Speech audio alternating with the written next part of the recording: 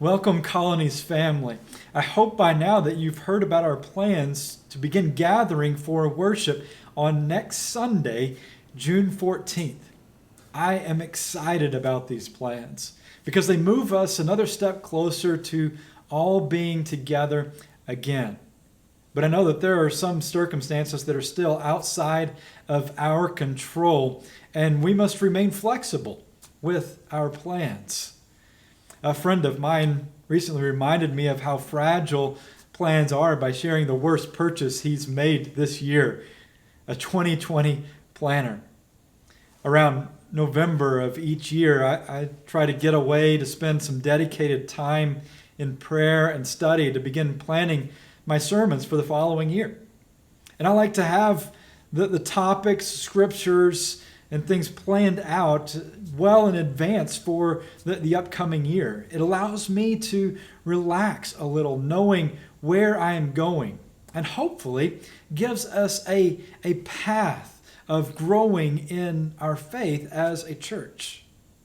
Well, I have not been preaching anything I had planned for the last 3 months. First, we have this worldwide pandemic along with its economic fallout. And now we've had another killing a couple of weeks ago of another black man, reopening these deep wounds for many in our nation. When you add the protests and riots that have led to more violence and deaths, I'm left without words, which is a little unfortunate because my job depends on having words, and not just any words, but words from the Lord. This morning, I'm not going to pretend to understand how each of these events and perhaps others have impacted you personally. But I do want to begin with the acknowledgement that they were not in anyone's plans. They have come unexpectedly and been a disruption to life.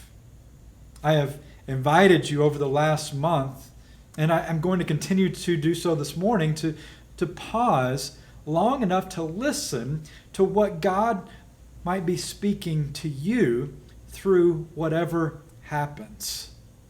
Perhaps it's out of my own frustration that has produced our current study of these men and women whose lives have not gone according to their plans. This week we turn our attention to Paul, who is always making plans that don't seem to work out. In Acts chapter 9, when we're first introduced to Paul, his plans were to arrest any followers of Jesus that were in and around Damascus, bringing them to court in Jerusalem. But having a miraculous encounter with the risen Christ, Paul never makes it to Damascus. In Romans, he writes of plans to visit. Those plans have been interrupted multiple times. Most of what we know about Paul comes from his letters.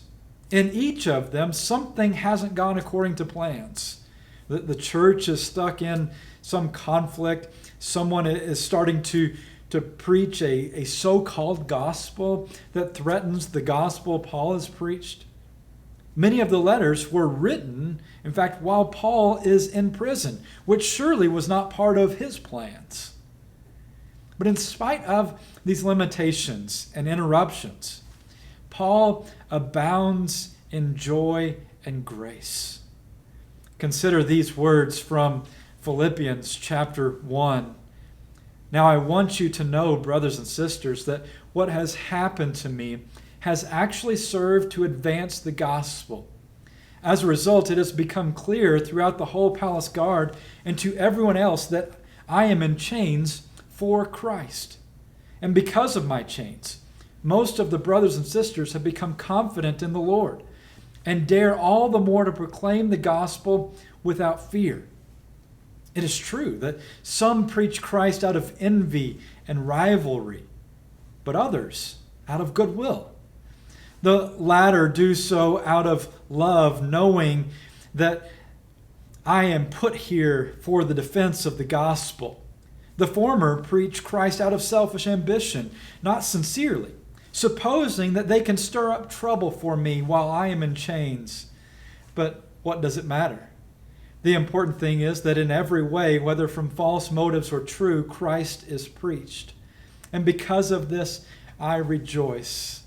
Yes, and I will continue to rejoice, for I know that through your prayers and God's provision of the Spirit of Jesus Christ, what has happened to me will turn out for my deliverance. I eagerly expect and hope that I will in no way be ashamed, but will have sufficient courage, so that now, as always, Christ will be exalted in my body, whether by life or by death. For to me, to live is Christ, and to die is gain. If I am to go on living in the body, this will mean fruitful labor for me.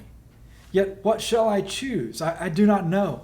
I'm torn between the two. I desire to depart and be with Christ, which is better by far.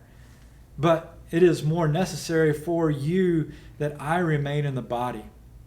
Convinced of this, I know that I will remain and I will continue with all of you for your progress and joy in the faith, so that through my being with you again, your boasting in Christ Jesus will abound on account of me. Whatever happens, conduct yourselves in a manner worthy of the gospel of Christ. There is a lot of whatever that has happened to Paul in these verses. So let's just kind of summarize for clarity. Paul is serving a prison sentence because of a difference of beliefs about God, specifically about Jesus. He's not committed any kind of crime. And some are seizing this opportunity to attack Paul and his character. While it's not the first time in jail, Paul does begin to wonder if it will be his last. His future is uncertain. Probably not the goals he had written for that year. While there are many circumstances outside of Paul's control, he does not allow those circumstances to control him. He may be in chains, but the gospel has set Paul free.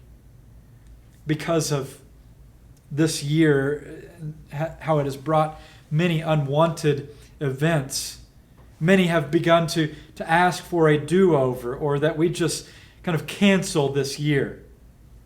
One social media post written by a 23-year-old woman, Leslie Dwight, challenges that sentiment. She writes, "What if 2020 isn't canceled? What if 2020 is the year we've been waiting for? A year so uncomfortable, so painful, so scary, so raw, that it finally forces us to grow. A year that screams so loud, finally awakening us from our ignorant slumber. A year we finally accept the need for change, declare change, work for change, become the change. A year we finally band together instead of pushing each other further apart. 2020 isn't canceled, but rather the most important year of them all. Whatever will happen. And you have the choice to receive whatever happens as a gift. And it sounds so strange to say, but Paul has so much experience of making the choice to see his circumstances, whatever they may be, as a gift from God. Take, for example, in 2 Corinthians chapter 12, Paul talks about this thorn in the flesh that was given to him. It was something that tormented him. And 3 times over a period of time, he pleads with the Lord to take it away from him. But he receives this message from God: my grace is sufficient for you, for my power is made perfect in weakness. Therefore, I will boast all the more gladly, Paul writes, about my weaknesses, so that Christ's power may rest on me. That is why, for Christ's sake, I delight in weakness and insults, in hardships, in persecutions and difficulties. For when I am weak, then I am strong. What exactly the thorn in my flesh was for Paul, it's not really significant for this discussion. What matters is he has asked God to deliver him from it and was refused. Afterward, he views it as a gift, a grace that is given to him. It served a purpose in the advancement of the gospel. And Paul chooses to have that as the definition of success. Look again at Philippians 1, verse 12. Now I want you to know, brothers and sisters, that what has happened to me has actually served to advance the gospel. Paul can be in chains, and the gospel will continue to advance. It advances in two ways. One, he is a captive audience. And secondly, his example is encouraging others to be bold and to speak for Christ. When writing from quarantine, Paul writes very little about himself. 51 times in this short letter, he mentions Christ. Paul understands that Christ is at the center of the story, and so he narrates his own story in that way, even to the point of writing, to live is Christ, and to die is gain. Many years ago, I saw the title of a book that caught my attention, Kid CEO, How to Keep Your Children from Running Your Life. It caught my attention because I misread the subtitle as How to Keep Your Children from Ruining Your Life. That might have been a better title because children are naturally selfish. And I'm constantly having to remind my daughters that neither our house nor the world revolves around them. When they think it does, they are miserable and make others join them in their misery. When you narrate your life, who is the central character? I read about a missionary family serving in Kenya who wrote letters of their situation to family and supporters like many missionaries do. The reports were usually filled with the struggles they faced, from natural calamities such as grasshopper infestations or mudslides, to physical concerns and illnesses, to business struggles as they managed their ministry. Confessing to their shame, they did not explain how those seeming limitations actually served to establish the in Christness of their ministry. The wife later wrote, I was too much at the center of my circumstances. If you are miserable, it might be that you are too much at the center of your circumstances. I confess that while I pray to God to bring all things to His good conclusion, I don't often narrate my daily experiences in that reality.